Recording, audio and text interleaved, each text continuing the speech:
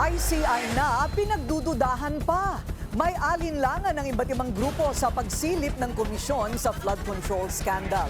Para matiyak daw ang kredibilidad ng investigasyon, mayroon silang rekomendasyon. Alamin yan sa agenda report ni Just Ignacio. Hindi nagtitiwala ang Artikulo 11 na binubuo ng iba't ibang progresibong grupo sa investigasyon ng ICI sa flood control scandal. Ito'y sarswela, ito'y walang patutunguhan at hindi pananagutin yung nagpakana ng korupsyon na nangyayari ngayon. Walang balyenang makukulong, walang balyenang mapapanagot.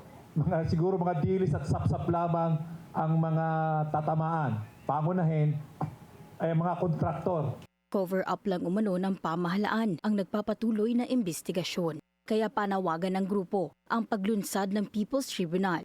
Ang ibig sabihin ng People's Tribunal, ito ay direkta ng mamamayan ang nag-iimbestiga.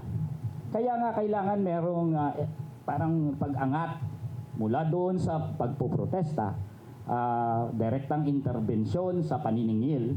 Dapat lagyan ng, kung gusto man iasurin ng institutional action, lagyan niya ng institutional support.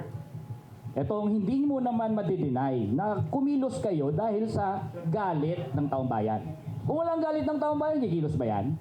At dahil klaro daw sa grupo ang umano'y manipulasyon sa investigasyon, tuloy-tuloy ang pagkalat nila sa kalsada hanggang sa November 30 para mapanagot ang dapat na managot. Para sa agenda, Just Ignacio, Billionaire News Channel.